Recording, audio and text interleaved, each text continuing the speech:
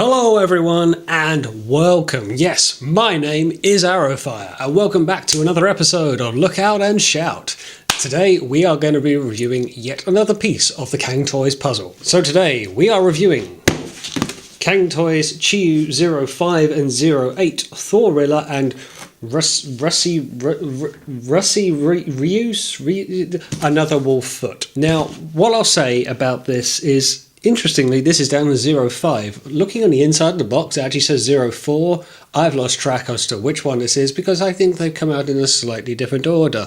Not that it matters, but for those of you keeping score at home, there's some kerfuffle going on with the numbering. So first of all, let's take a look at the box, and much like all of the other boxes that have come out, this is very nice. It's got a kind of a muted look to it, so you possibly won't see without a glare or a shadow on it, but you get a nice artwork of Thorilla himself and another wolf foot.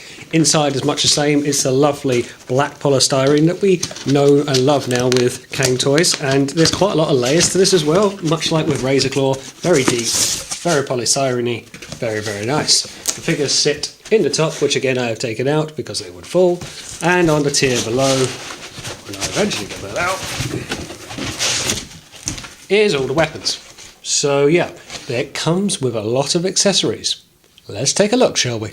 Oh yeah, instructions, cards, two figures. There you go.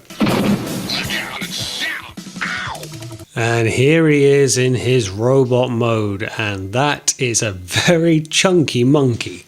He's very sturdy, very big, very well painted.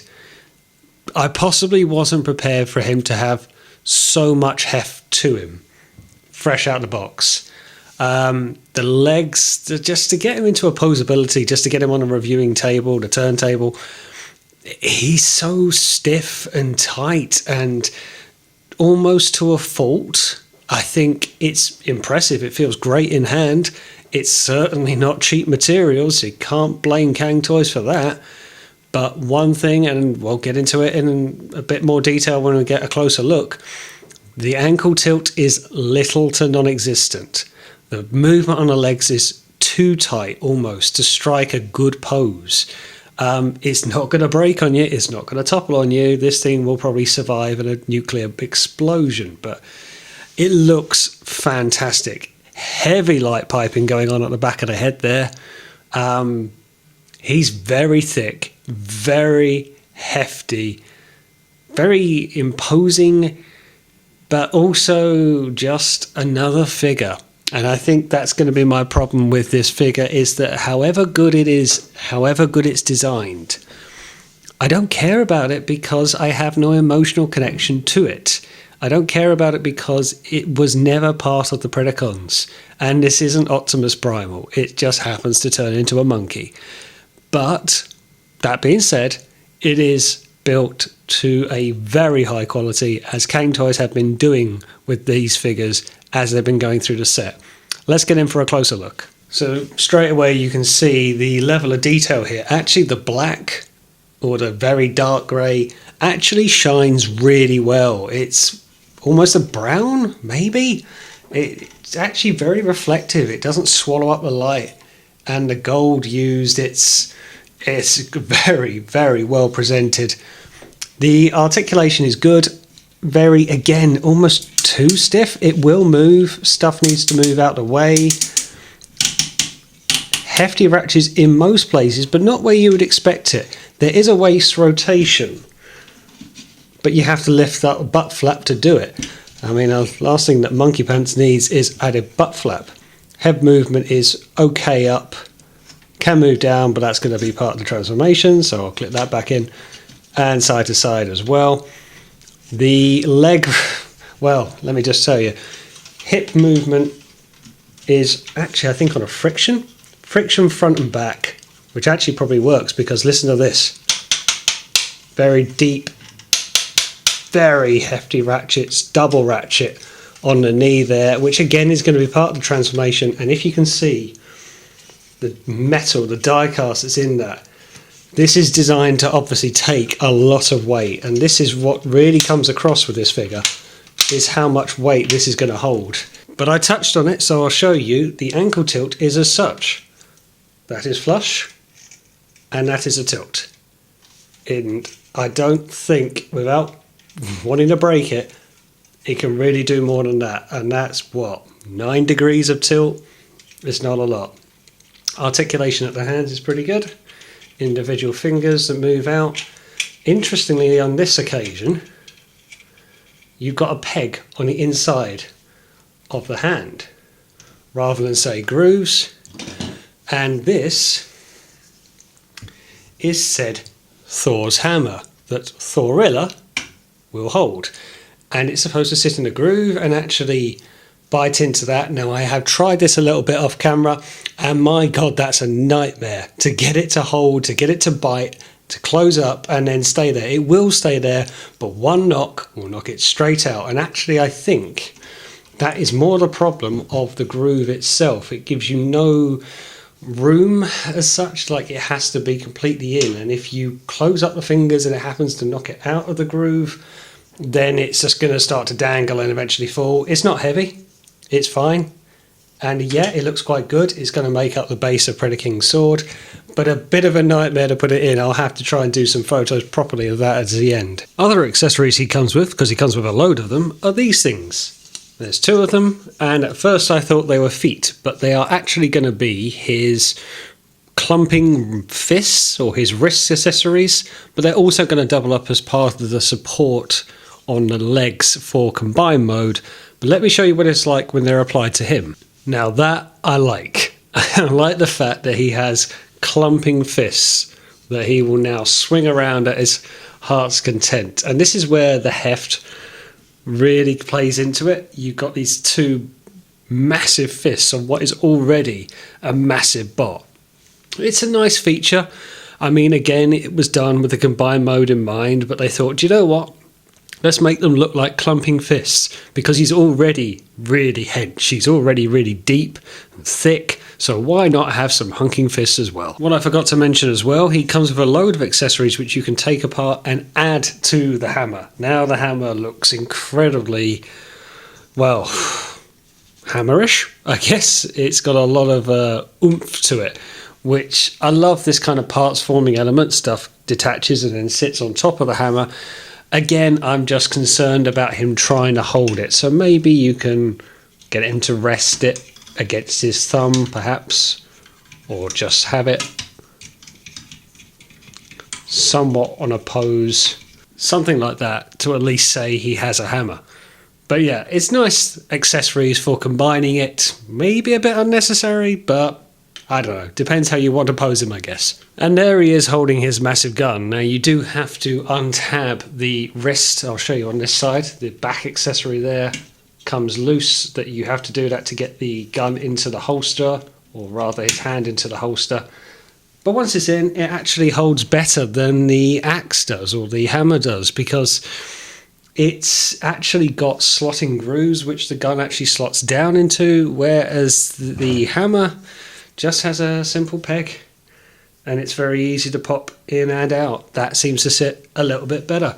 So yeah, that's just one thing I've noticed. He looks quite good. Again, looks quite menacing. Everything on this is just purely about thickness, girth and heft.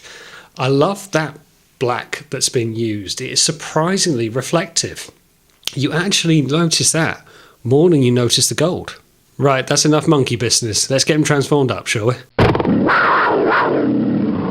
And here he is in gorilla mode, and don't worry, he's not that squashed. I just had to kind of put him in that pose to get him on the turntable.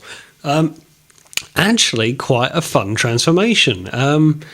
Really into monkey mode from a bot mode in a biped form. It shouldn't be too difficult, and it wasn't really. It was quite fun. Some bits like to pop off, I will say that. Things like the shoulder panels, the legs, hip skirts, things will come off, but they just as easily go back on again.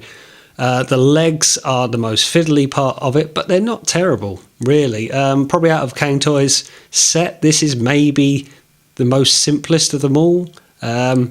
It's quite good. He's a very hefty boy. I love that head sculpt, and the hands as well, the front hands. You actually fold away the robot hands, and when you flip out the monkey hands, they're considerably bigger. You realise just the scale you're dealing with. This doesn't really show it in its best form. Let's get in for a closer look. And if that isn't a fantastic looking silverback, I don't know what is. I'm actually really impressed with it in gorilla mode. I think that is incredibly stylized. We've seen, haven't we, some stylized attempts at an Optimus Primal before and what a Cybertronian Primal would look like. And I guess this is quite topical with Rise of the Beast coming out. But I really like this. It's a lot of fun. Just seeing it like this, it's hefty, it's big. He's not a placid Optimus Primal. He is an angry gorilla. It's by and large it's the same as robot mode. That's effectively the robot mode on the back, so he flops around.